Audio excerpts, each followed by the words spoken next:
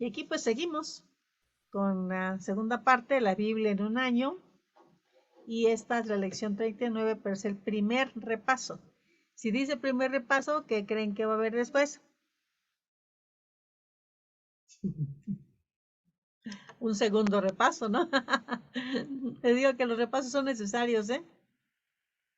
Aunque algunos creen que no, sí, son necesarios. Los repasos. Eso es bueno.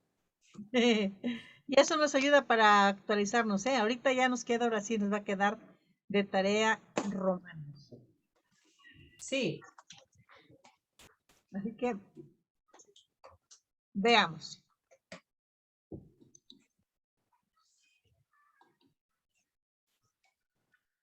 ¿Todo bien? La Biblia en un año, parte 2, la lección 39. Ya dijimos que es el primer repaso del Nuevo Testamento desde Mateo hasta Hechos.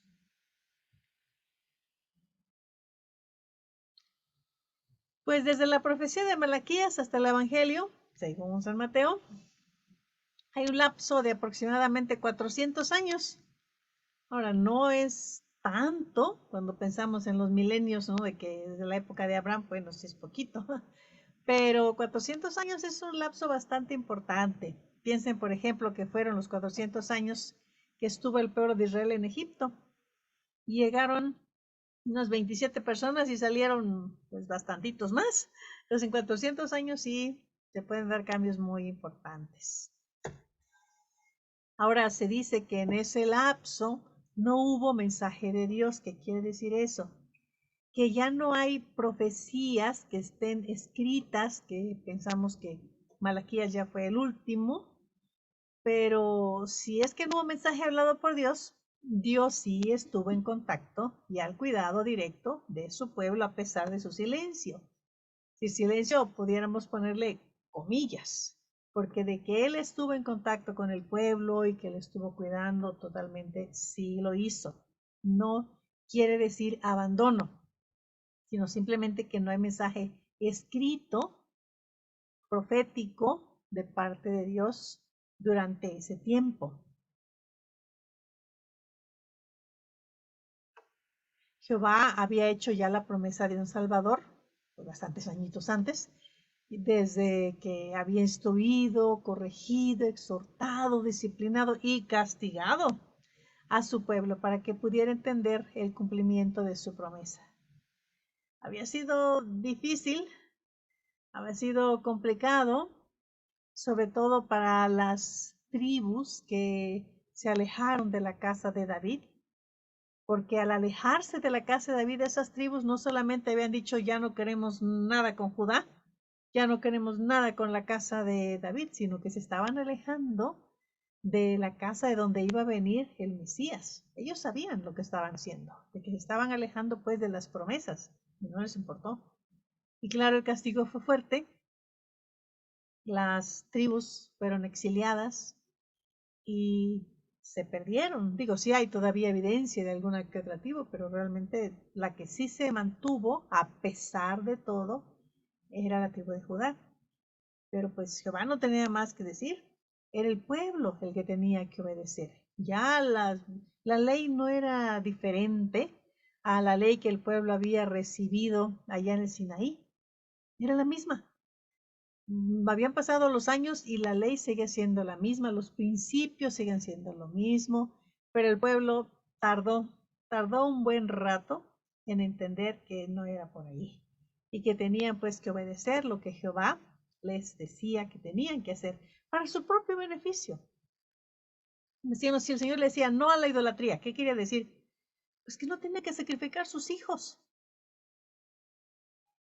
Si el Señor decía no a la idolatría, ¿qué quería decir? Que no tenían que entregar a sus hijos a los sacerdotes para que se encargaran de la prostitución y para que los mataran, sacrificaran.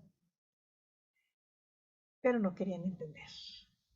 Y a través de la historia, Dios fue guiando a su pueblo y al mundo entero hacia el cumplimiento del tiempo. Esa es la frase clave. Más venido el cumplimiento del tiempo.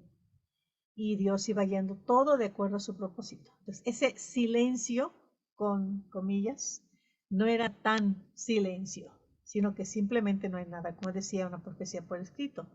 Pero los acontecimientos mundiales ocurridos durante este silencio de Dios indicaban claramente que el tiempo estaba maduro, que el tiempo iba avanzando, que estaba en sazón para la venida del Salvador del mundo, Jesús, el Hijo de Dios. El tiempo, hace rato mencionábamos que ya está haciendo frío. Sí, porque el tiempo sigue avanzando y estamos entrando ya, bueno, ya entramos en el invierno. Entonces el tiempo va avanzando.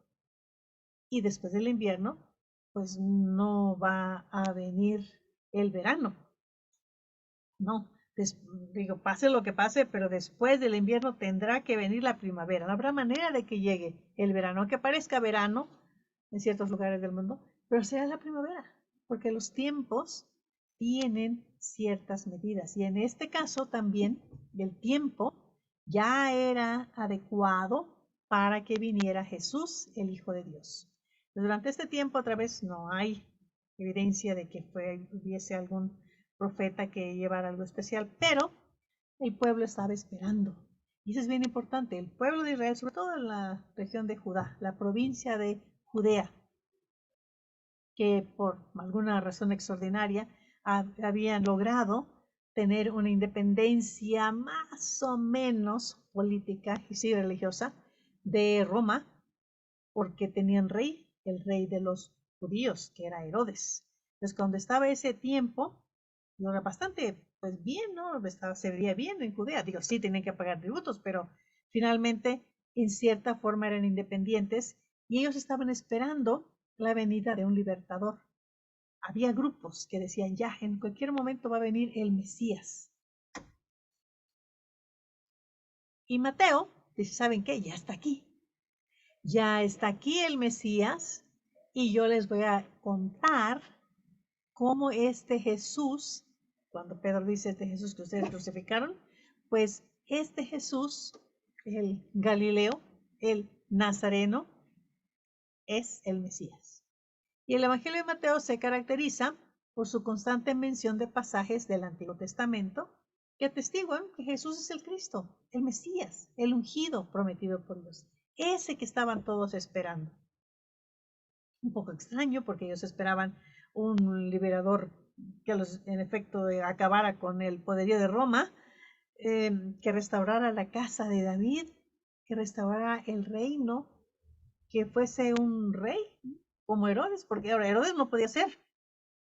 Herodes ni siquiera era judío, no era israelita. Herodes era idumeo. Entonces, no, bueno, este no es. Roma lo habrá reconocido como rey de los judíos, pero sabemos que Herodes no es. Y Herodes lo sabía también. Herodes sabía que el pueblo no le aceptaba, simplemente porque no era. No podía ser el rey de los judíos. Mateo, que es judío, es hebreo, con todas las características de su raza y también con un profundo conocimiento de las escrituras hebreas. A veces se dice que, bueno, los personajes del Antiguo Testamento que escribieron a gente campesina, ignorante, pescadores, no, eran pescadores, sí, eran campesinos, sí, pero conocían las escrituras.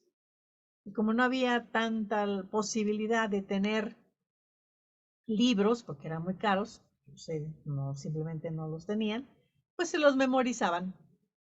Aprendían de memoria los salmos sobre todo y los pasajes como de Isaías y otros que se lo aprendían tal cual de memoria. Y este Mateo, pues se nota que él sabe de qué está hablando, está utilizando los pasajes del Antiguo Testamento, pero no es que en un momento haya dicho, a ver, voy a probar que Jesús es el Cristo y me pongo a revisar. No, ya se lo sabía. Sabía de memoria todos esos pasajes. Posiblemente, antes de su llamamiento, habría oído algunas de las predicaciones de Jesús. Jesús pasó 3 años hablando y predicando, y cuando Jesús le llama, le sigue de inmediato. Y no debemos pensar que Jesús era un totalmente desconocido. No, la gente lo conocía y quizá Mateo también lo habría escuchado, pero pues seguía con su vida de recolector de impuestos. Cuando el Señor le llamó, le siguió, obedeció. El Señor sabía quién llamaba, a un hombre que más adelante sabría dar un testimonio autorizado de su persona. Era una persona que tenía bienes, que tenía fortuna, pues era un recolector de impuestos. No era muy querido ni bien visto por la gente a su alrededor, pero de que tenía recursos, tenía recursos. Y probablemente él sí tendría papel o pergaminos o trozos para poder ir escribiendo algunas de las predicaciones de Jesús. Esto se hacía, los maestros acostumbraban tomar nota de otros maestros, los maestros de la ley, los escribas, los fariseos tomaban nota de lo que habían dicho otros maestros, y en este caso es muy posible que fue lo que hizo Mateo, tomar nota de las predicaciones de Jesús. Como vimos ya en el estudio de Mateo, pues este evangelista trata muy seriamente acerca de la persona del Mesías y empieza por establecer con toda claridad su genealogía, relacionándola con hechos históricos, con datos, lo que la hace aún más real. Y así certifica una clara relación de Jesús con el género humano, estableciendo su completa humanidad. Él dice, esta persona viene de la casa de David, aquí están sus padres, sus abuelos, sus tatarabuelos, no hay error. Sí viene incluso de Belén, ahí fue a nacer. Por poquito le toca nacer en Galilea, porque ya María estaba para dar a luz y andaba en Galilea. Que viene el edicto de Augusto César y ni modo, tuvieron que ir a Belén. Y de esa manera se cumplió con la profecía de que el Mesías iba a nacer en Belén. Y a Belén tuvieron que ir, obligados por el edicto de Augusto César, pero nosotros sabemos que más bien obligados por la providencia de Dios. Y así ocurrió. Era un ser humano, tenía todo su árbol genealógico muy bien delineado, no había error. Y los que veían este evangelio, los que leían lo que Mateo escribía, decían, pues sí, realmente ese dato cuando menos es correcto. Jesús es de la casa de David.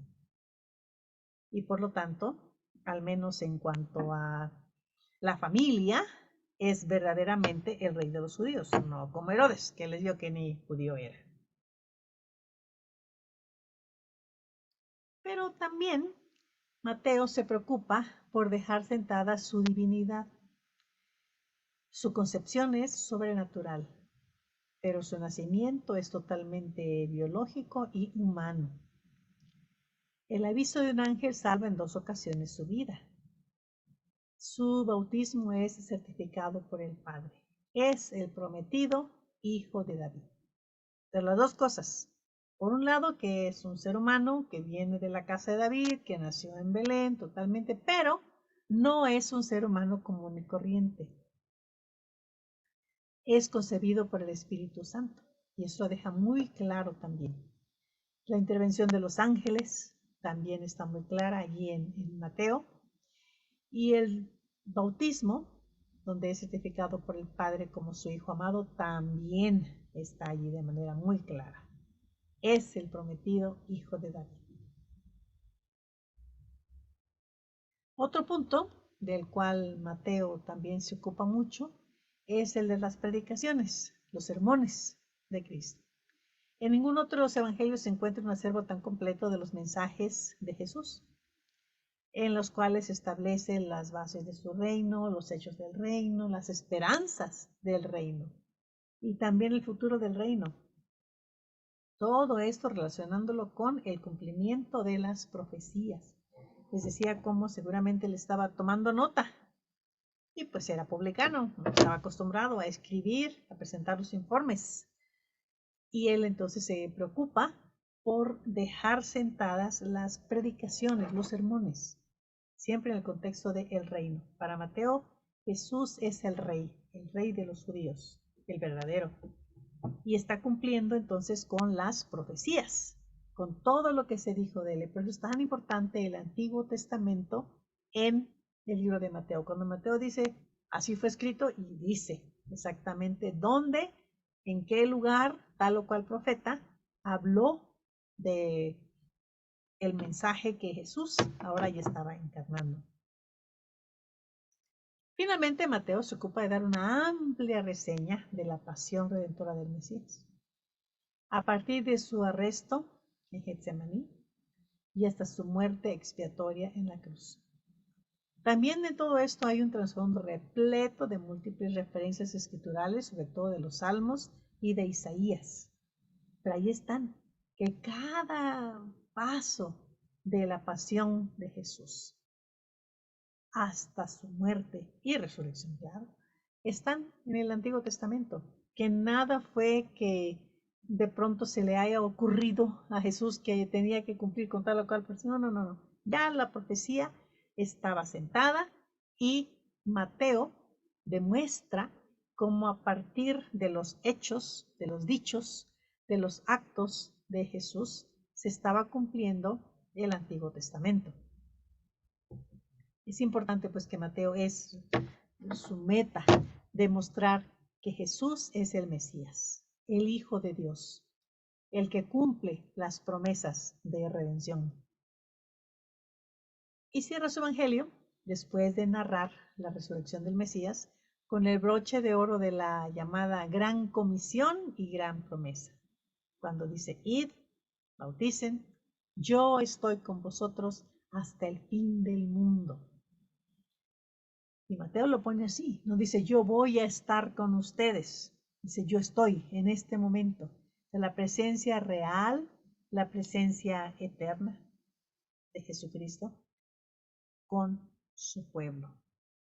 Y así es como termina el Evangelio de Mateo. Mateo, el hombre de negocios, Mateo, el contador, que de manera muy meticulosa, muy cuidadosa, narra la vida, los hechos de Jesús y sus predicaciones, sus sermones. Todo esto a la luz del Antiguo Testamento. Marcos, la exhibición de autoridad. Sabemos que Marcos no fue integrante del grupo de los 12 apóstoles. Mateo y Juan sí. Se piensa que Marcos escribió su evangelio basándolo en los relatos y en las experiencias de Pedro. Sí sabemos que Marcos, además de que apoyó a Pablo en su predicación, apoyó a Pedro y estuvo con él. Parece que era muy joven cuando Jesús fue arrestado. ¿Se acuerdan que vimos como a lo mejor él era el joven que estaba cubierto con la sábana y luego se fue corriendo? Probablemente. Era joven y sabemos que él después acompañó a Pablo en su primer viaje. No le fue muy bien, pero después sí, ya estuvo también al pendiente de Pablo. Pues Marcos escribe su evangelio y el énfasis que él hace es la exhibición de autoridad. La idea más generalizada es que el evangelio de Marcos fue escrito para el público romano, Mateo para el público judío, pero Marcos para un público más gentil, más no tanto judío, quizá más bien mezclado, para un público romano. Y el estilo es más dinámico, más autoritario. Cuando uno estudia griego, ese es el que luego tiene que de los evangelios, además de Juan, también es Marcos, muy usado porque es muy rápido y muy sencillas sus oraciones. Sin embargo, Marcos, aunque más joven, fue contemporáneo con Jesús, sí lo vio, y quizá hasta conciudadano, digo, también judío, que es Juan, Marcos, según algunas evidencias. Marcos, el estilo de Marcos es un poquito más cortado y como también más joven, escribiendo quizá, diciendo con mucha rapidez, narrando evento tras evento. Y comienza con un título encabezado, inmediatamente después entra en materia. Parece que lleva prisa. Este carácter de apresuramiento persiste en todo el libro. Primero esto y luego el otro y luego el otro. Como que ya quiere que decir todo de una vez. No es tan pausado ni tan calmado como Mateo, menos que Juan.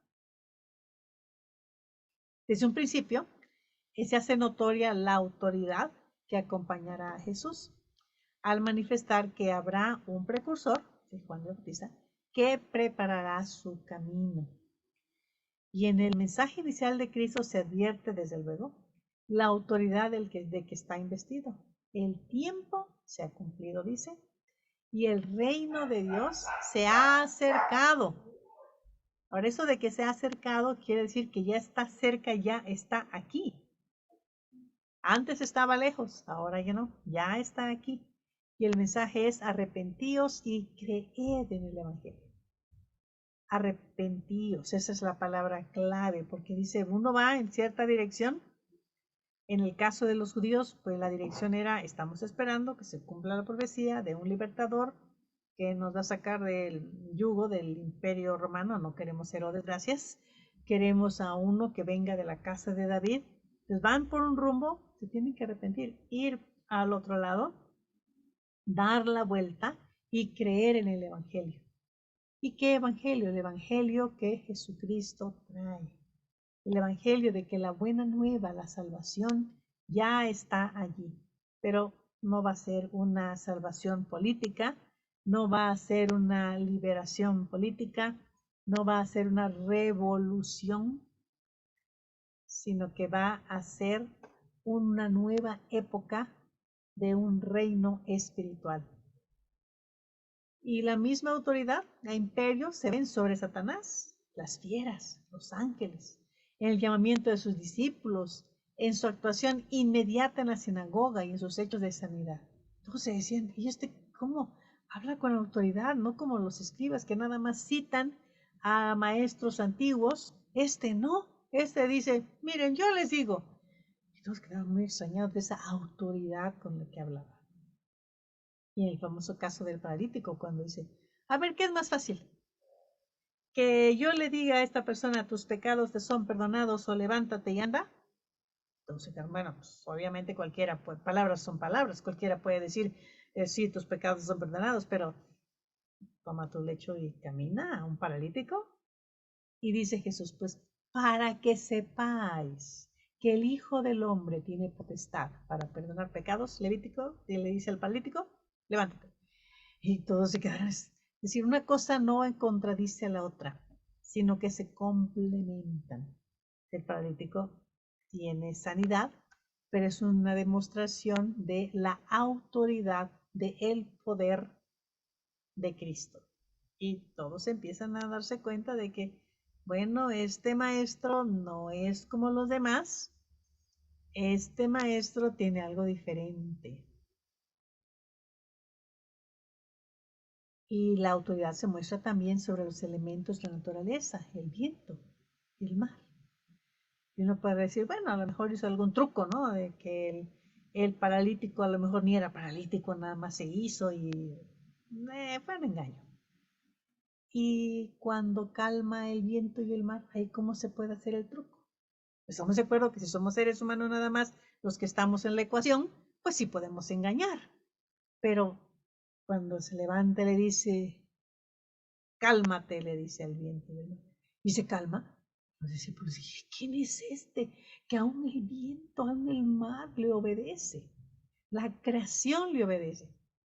Claro, si es el Hijo de Dios, si es el Mesías, pues su autoridad, su poder se extiende no nada más a los elementos humanos, no nada más sobre Satanás, sobre las enfermedades, sino también sobre elementos naturales, sobre la creación de su Padre, el viento y el mar.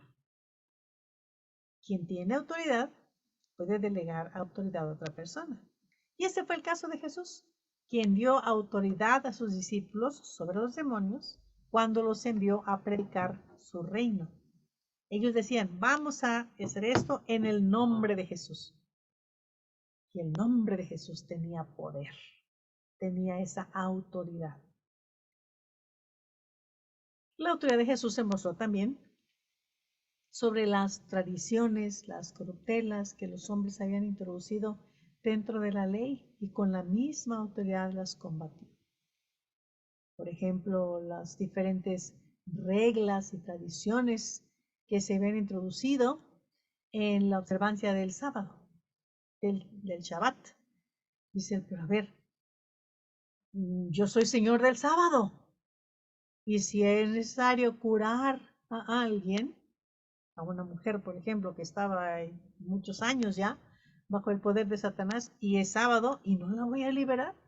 A un hombre que tiene una mano seca y que ha estado sufriendo por esa enfermedad, es sábado, no lo voy a liberar. Sí lo voy a hacer.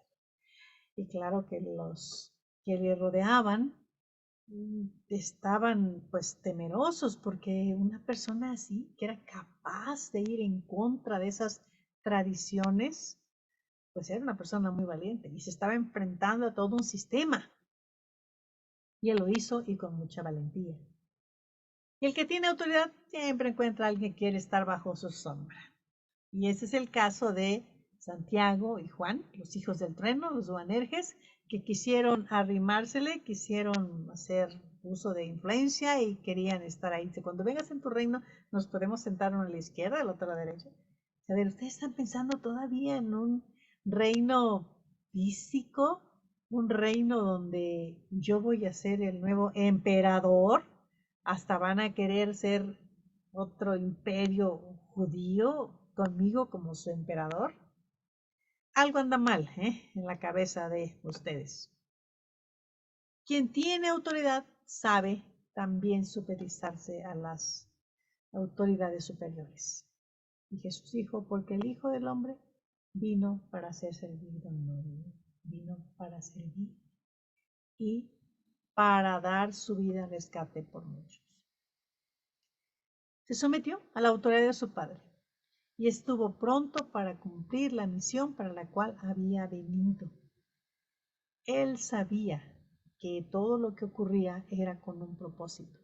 Y desde un principio les dijo, es necesario que yo padezca. Y les voy a dar ejemplo, un ejemplo de servicio. ¿Soy su maestro? Sí, pero soy un maestro que vino para servir y para dar su vida en rescate por muchos. No le entendieron, sino hasta que cuando ocurrió. Hace su entrada en Jerusalén con autoridad, purifica el templo con autoridad e enseña sobre el tributo con autoridad y ante el concilio habla para identificarse con toda su autoridad de rey. ¿Que era manso y humilde? Sí, y por eso entró en un pollino, en un burrito. Pero cuando notó que el lugar que estaba ahí para que los gentiles entraran a orar estaba ocupado por mercaderes, los echó. Cuando trataron de tentarlo para que se enemistara con las autoridades, cuando le dijeron si se podía dar tributo a César, con toda autoridad dijo, a ver, si es de César, pues denle tributo a César. Habló con autoridad en todo momento y así lo presenta el Evangelio de Marcos. Cuando él muere, su autoridad también se manifiesta. El velo del templo se rasgó en dos, de arriba a abajo. Y también resucitó con toda autoridad. Las dos cosas. Murió y uno pudiera decir, pues fue un perdedor, ¿no? Se dejó matar. Pudo haber llamado a los ángeles para que le ayudaran, le apoyaran y le liberaran. No lo hizo. Él mismo entregó su vida. Y cuando resucitó, fue recibido arriba en el cielo y se sentó a la diestra de Dios. Es esta imagen de autoridad, de poder, pero no la autoridad y el poder de un emperador romano, sino la autoridad que Dios mismo le dio de ser llamado hijo de Dios. Y está entonces a la diestra de Dios. Y su reino es un reino eterno. Ellos no lo sabían en ese momento, pero iba a llegar un momento en que en el 400 por ahí, Roma iba a caer, iba a ser destruida, el imperio romano ya iba a dejar de existir. Pero el imperio de Cristo existe y es para siempre. Lucas. Pues Lucas presenta al gran maestro. Los grandes maestros de la antigüedad eran griegos y eran los mejores profesores. Y él presenta a Jesús como el gran maestro. Pues Lucas, médico griego, un hombre muy culto, por supuesto, Posiblemente también quizá tuvo alguna ocasión de escuchar la predicación directa de Jesús allí en Jerusalén. Jerusalén, que era una ciudad muy cosmopolita, había de todos ahí. Y más tarde, pues con toda seguridad, la predicación de Pablo, la cual provocó su conversión. Los médicos, decía los médicos, y los maestros griegos eran muy cotizados en la antigüedad, pues tenían muchos elementos que compartir con los demás. El Imperio Romano sabía de esto y generalmente en las grandes casas se buscaba que cuando menos el profesor de los niños, el instructor y el médico, pues fueran griegos. Y en uno de estos puntos, quizá andaba por ahí, a veces eran también profesores y médicos itinerantes, conoció a Pablo y se convirtió al Evangelio. Que si escuchó a Jesús directamente, no lo sabemos. Lo que sí sabemos es que él fue impulsado a investigar.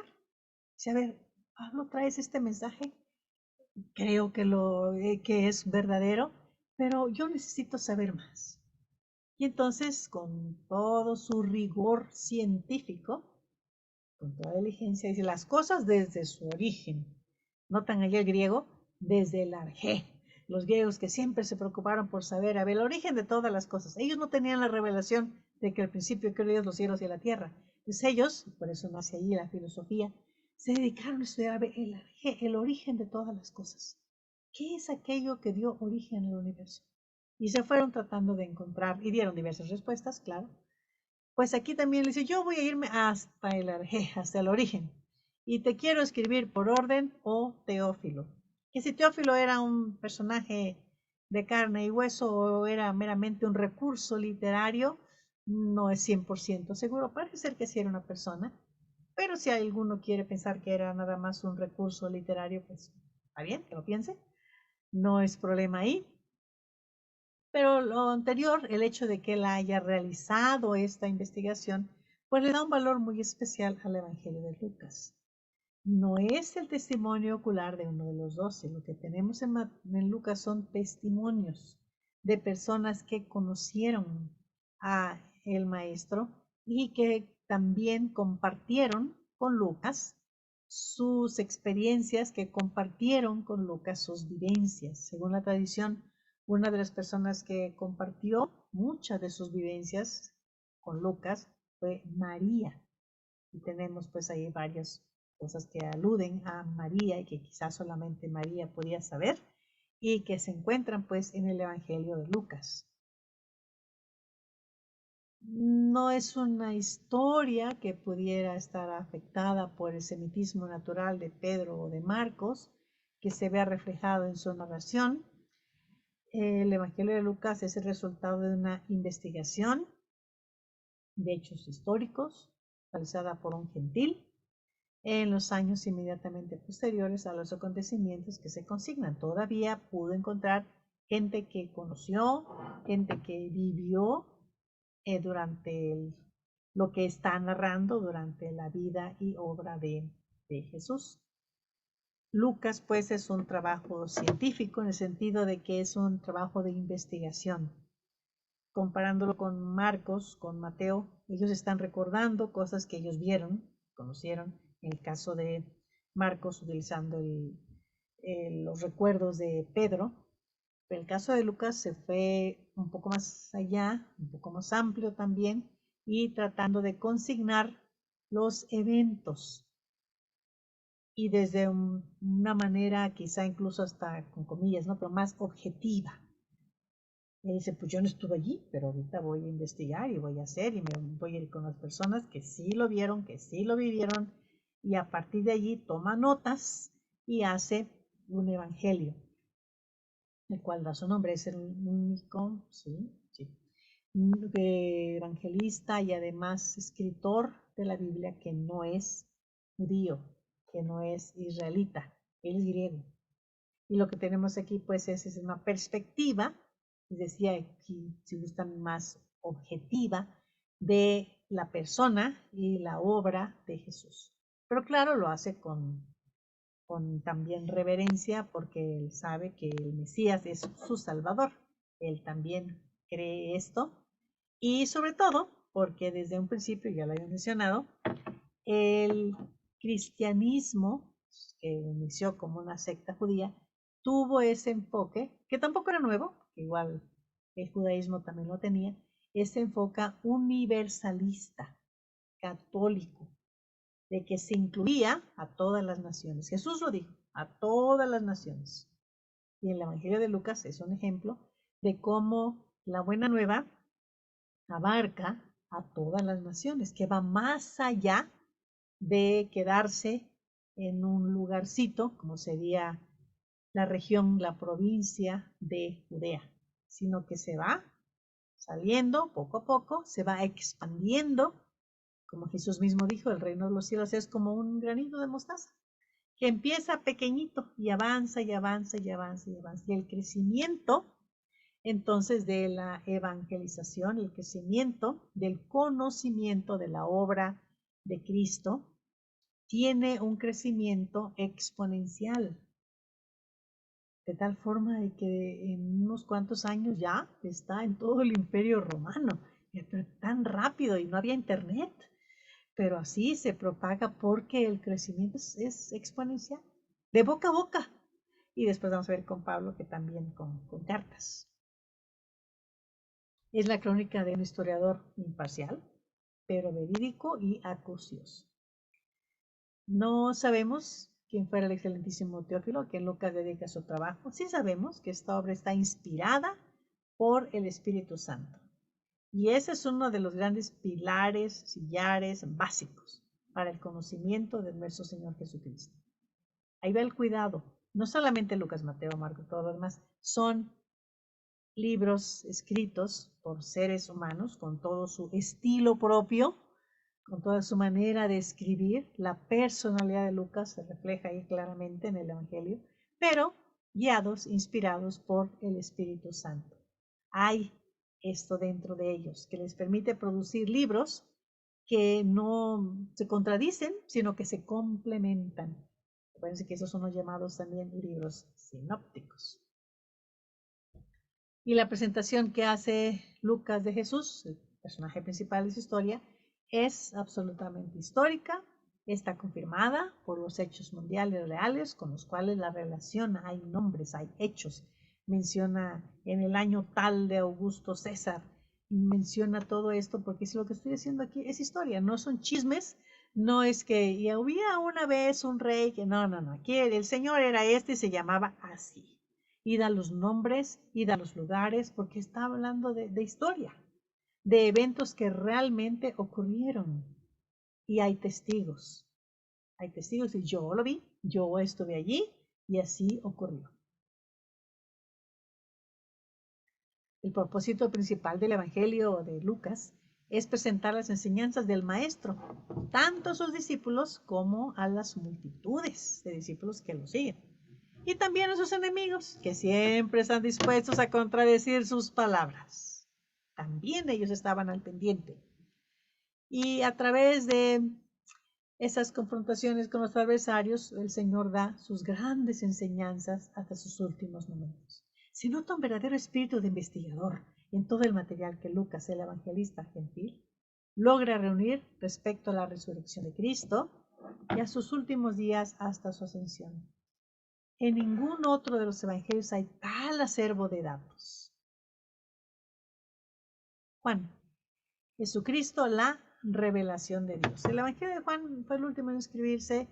Los otros 3 evangelios ya eran conocidos y empezó a conocerse el evangelio de Juan. Parece que esos evangelios, que ahora llamamos sinópticos, fueron escritos para dar a conocer a Jesús entre los incrédulos, entre los que todavía no podían saber mucho acerca de Jesús, y para ellos fue escrito. Mateo para los judíos, Marcos para los romanos, Lucas para los griegos, pero el estilo y la técnica literaria del Evangelio de Juan parecen corresponder a personas que ya tienen un conocimiento básico, amplio de quién es Jesús. Entonces Juan va a ir más allá de los meros hechos, de los meros datos, y va a dar un evangelio que tenga una intención, claro, inspirada por el Espíritu Santo, de dejar un testimonio claro, concreto, del Salvador, para que pudiera ser usado por las personas y ya creyentes. Hay pues una cristología en el Evangelio de Juan. Hay una interpretación teológica de la vida y obra de Jesús. No solo presenta las enseñanzas de Cristo, también presenta a Cristo mismo como el centro del mensaje. Ahora, esto no hace que el Evangelio sea difícil de entender ni estudiar, al contrario, lo ha hecho el más accesible y preferido de los creyentes. El Evangelio de Juan es aquel que luego se imprime solito y se regala a los creyentes nuevos, porque pensamos que los otros son más sencillos o que este tiene más contenido teológico, pero el hecho es de que se ha hecho así. Y Juan emplea pues dos secciones bien definidas en el Evangelio. La primera trata del ministerio público de Jesús, a lo que nosotros hemos llamado Jesús la revelación de Dios al mundo. Y la segunda se ocupa del ministerio privado de Jesús. Le hemos llamado la revelación de Dios a los suyos. Después del prólogo, el famosísimo prólogo, en el principio el verbo era con Dios, es único que presenta Juan en el Evangelio, se inicia el ministerio público de Jesús con el testimonio de Juan el Bautista y prosigue hasta el capítulo 12. En este periodo Jesús hace múltiples milagros, señales, llama Juan, que revelan el poder de Dios en él. El énfasis está en la actividad de Jesús. Y Nicodemo es uno de aquellos que queda impresionado por las señales. La segunda parte tiene un carácter más íntimo, más privado, y se dirige casi exclusivamente a los suyos en sus enseñanzas. En la cena de la Pascua, en su discurso de despedida y en la oración sacerdotal. Aún en la cruz, su consuelo es para los suyos, para su madre, para sus discípulos. Y es así como Juan hace de Jesús la revelación de Dios al mundo. Hechos de los Apóstoles. El tema es la internacionalización del pueblo de Dios. Lucas, el médico griego gentil, sigue investigando, ya presentó un evangelio y ahora en el segundo tomo dice, pues voy a ver qué pasó con este evangelio que empezó a ser predicado a lo largo y ancho del Imperio Romano. Y allí pues va a hablar de la internacionalización del pueblo de Dios. Empezó muy chiquito en Jerusalén, se fue expandiendo y abarca todo el Imperio Romano. Después de terminar el Evangelio con una somera relación de la ascensión de Jesús, inicia el segundo tomo de su obra con una recapitulación muy detallada de lo que sucedió en el monte, en las afueras de Betania, cuando Jesús, antes de ser alzado en una nube, antes de ir a estar con su Padre, les dijo, me seréis testigos en Jerusalén, en toda Judea, en Samaria y hasta lo último de la tierra. Lo último de la tierra, pues, ¿qué será? Será Tarsis, ¿no? España. Lo último de la tierra era lo que pensaban, no sabían que existía América. Pero lo último de la tierra, pues hubiese sido en ese momento en el Imperio Romano, pues hasta por allá, hasta Tarsis, hasta España. Además, consigna una interesantísima pregunta de unos ángeles a los discípulos que están viendo cómo sube Jesús y les dice, ¿por qué estás mirando el cielo? Pues porque el Señor se está yendo. Dice, no, tienen trabajo que hacer. Algunos han afirmado que el libro de Hechos es el manual de la evangelización, y efectivamente, a través de todo el libro se descubren las técnicas más efectivas para la predicación del Evangelio. En los primeros 12 capítulos encontramos la preparación, hecha por Dios, de la iglesia, de ese grupo de llamados a estar juntos para que se internacionalice. Vemos pasajes importantes como la predicación del Evangelio en muchas lenguas, en el día de Pentecostés, el discurso de Esteban, los ataques de Satanás desde dentro de la iglesia. ¿Había persecución de fuera? Sí, pero había persecución quizá más dolorosa incluso de adentro.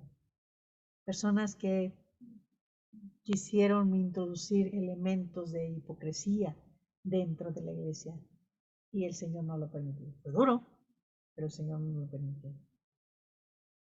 El mensaje a Cornelio, centurión romano, la conversión de Saulo de Tarso.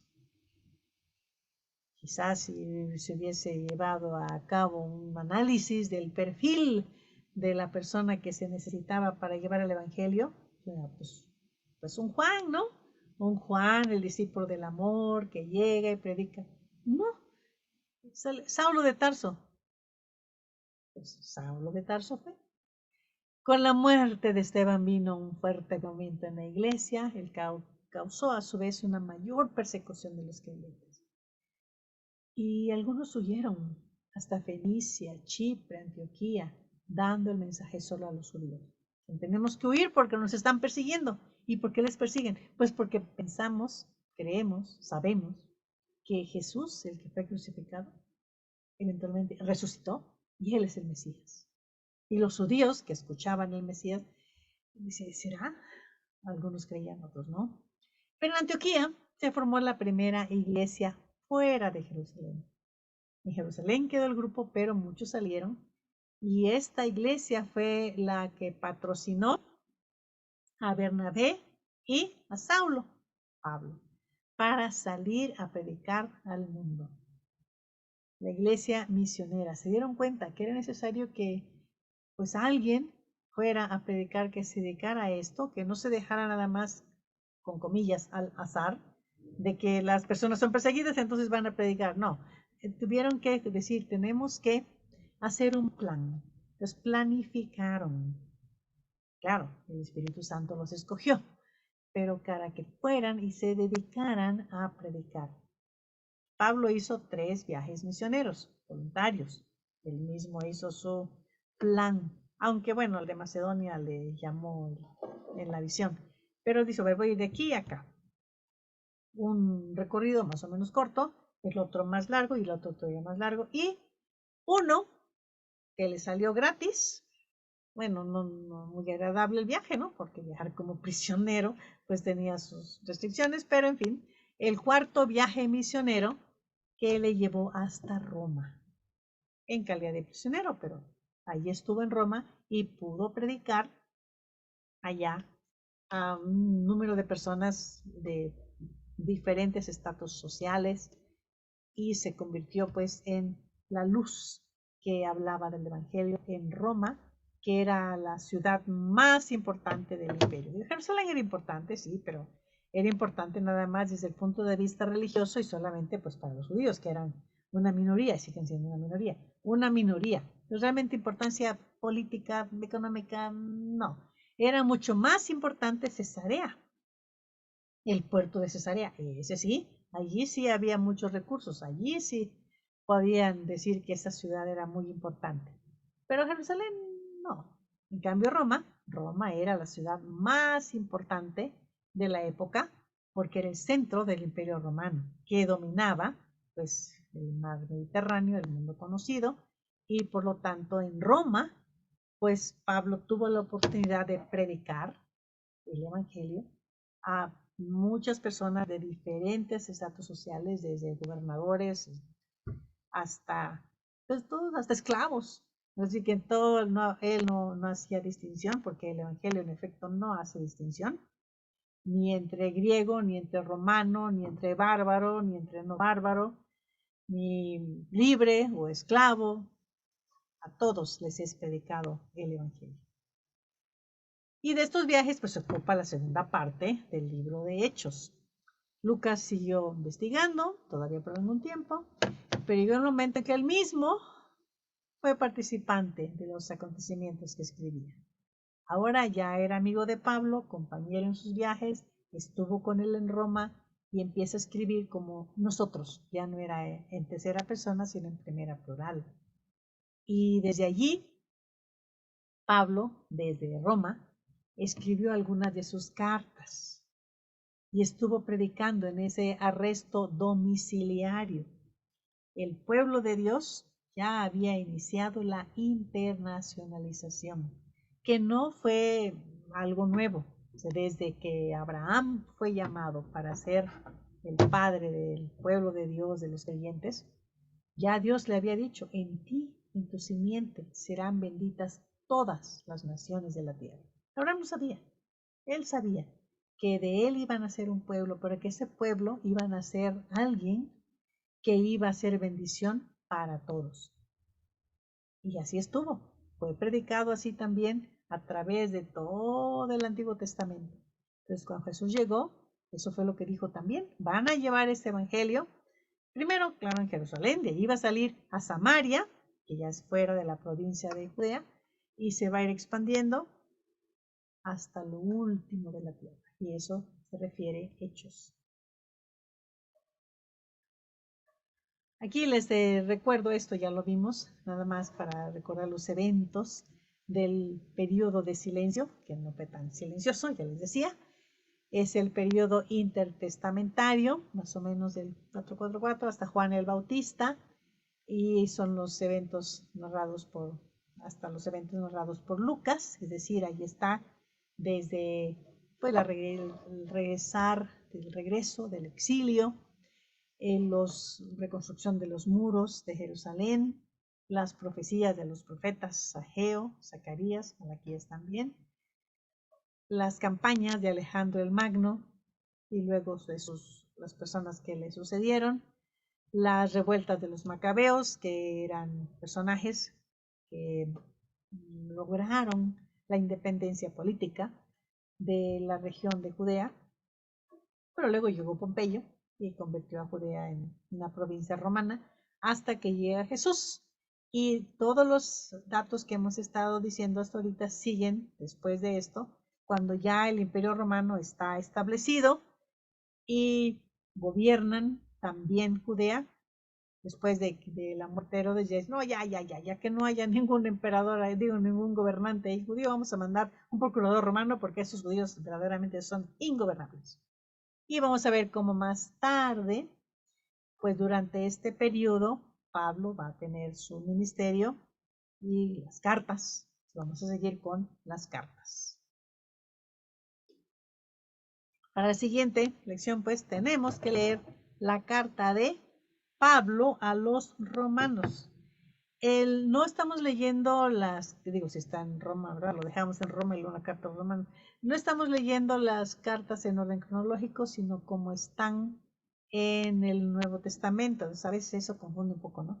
Porque no es el orden cronológico, no. Vamos a estudiarlas así como están en nuestras Biblias. Y por eso vamos a iniciar con la carta de Pablo a los romanos, no porque fue la primera necesariamente. Y entonces vamos a leer pues esa carta para que el próximo sábado podamos comentar el contenido de la carta. Entonces ahí sí ya son más capítulos que hay que leer.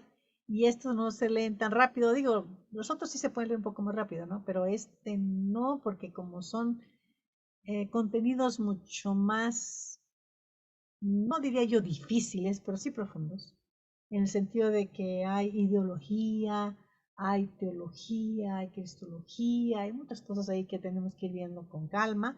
Pueden ir subrayando las partes que a lo mejor no quedan muy claras, las partes que son muy bonitas. Ahí hay pasajes muy hermosos en la carta de Pablo a los romanos. Y nos veríamos el próximo sábado, ya con la lectura hecha o la escuchada hecha. Lo pueden escuchar también. Finalmente así era como los antiguos tenían acceso a las cartas. Y no, cada quien no tenía su propia carta. No, llegaban en la congregación, oigan, llegó carta se juntaban y les leían las cartas. Así que podemos recrear el momento nosotros también y escuchar la carta a los romanos. Y lo estaríamos haciendo igual que lo hacían en la antigüedad, escuchando la carta a los romanos. ¿Está bien?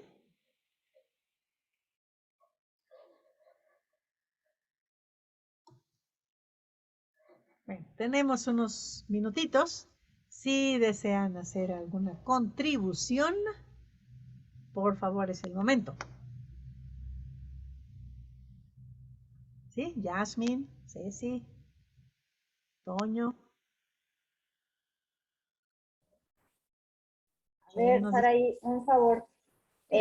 Algo que no me quedó claro en Hechos es de cuando Pablo estaba persiguiendo a los cristianos, los llevaba a la cárcel. Ahora, me pregunto, ¿era una cárcel de autoridades judías o era la cárcel ya como del sistema penitenciario de los romanos? No dice qué tipo de cárcel pudiera ser, pero probablemente eran lugares de reclusión para de los judíos, porque los romanos no se metían. Ellos dicen que pues son cuestiones de judíos, que hagan lo que quieran y como quieran, porque tenían que ser examinados. No era, tenía que haber un juicio, Ujú. donde al menos en teoría ellos pudieran hablar y defenderse. O sea, no era algo así arbitrario, sino que había todo un proceso legal.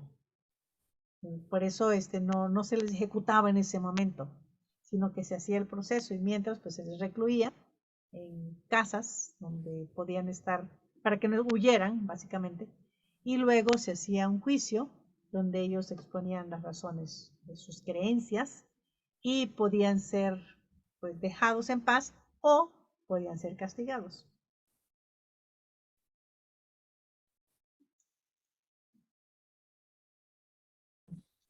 Podría tener la colaboración de la autoridad romana, ¿no? Porque crecer el movimiento cristiano representaba también un peligro, ¿no? Para el imperio romano.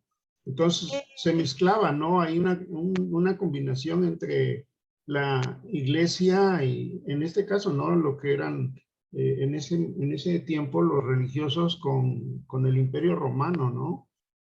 Porque tenía sí, mucha influencia. pero en este tiempo no.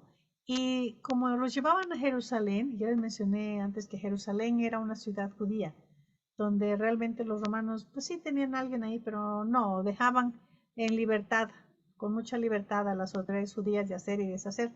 Realmente la cabeza del gobierno romano estaba en Cesarea. Ahí estaban los cuarteles, ahí estaba Pilato, ahí estaban los procuradores judíos. Entonces dejaban que Jerusalén pues hiciera, no les importaba. Realmente no eran tantos, digo que 100 personas. No, no es gran cosa. Realmente no. Que si, a ver, uno que mataron a Esteban. Pues es uno no es ninguno. O sea, no era tan relevante, pues, para que los romanos se pudieran interesar. Y al principio dicen, ay, pues son cuestiones de judíos. De por sí los judíos siempre se están peleando y tienen diferentes sectas entre sí. Y hay un grupo contra otro grupo. Un grupo más. A ver, ya tenemos el grupo de los herodianos. Ya tenemos el grupo de los fariseos. Ya tenemos el grupo de los saduceos. Pues el grupo de los cristianos, uno más. Pero no era tan relevante. Y como decía, sí, Jerusalén sí era una ciudad judía y se les daba mucha libertad de pues hacer y deshacer allí. Porque en realidad la estructura de gobierno romano estaba en Cesarea, el centro político importante. Jerusalén era importante religiosamente y políticamente, pero para los judíos. Incluso los samaritanos decían, no, ustedes dicen que en Jerusalén, nosotros decimos que aquí. Para los samaritanos tampoco tenía tanta importancia Jerusalén. Era muy pequeño, realmente. Comparado, ¿no? Con todo el imperio romano, pues hay un pueblito ahí. En extensión, luego importancia no era tanto.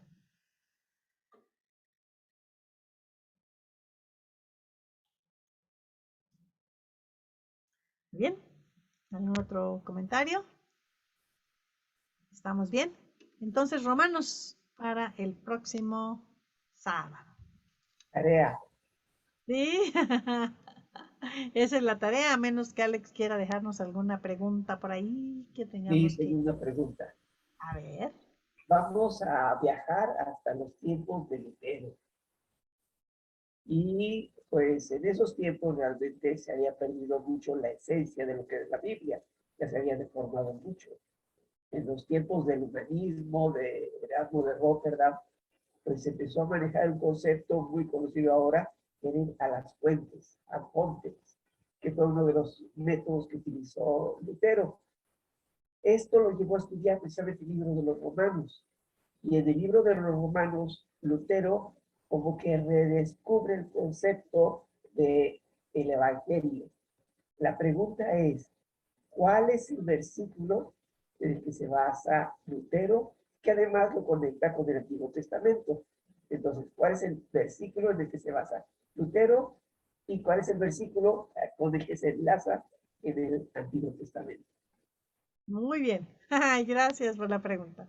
Les quedó claro, ¿no?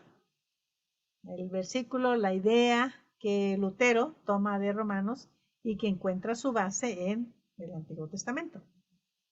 Muy bien. Gracias.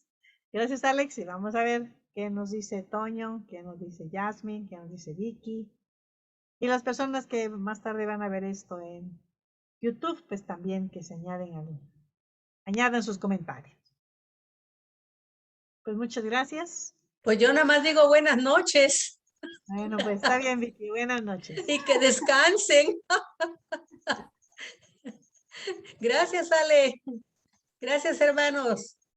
Toño, gracias. Yasmin y todos ellos, buenas noches. Buenas noches. Buenas noches. Para Vicky. Buenas noches. Buenas noches.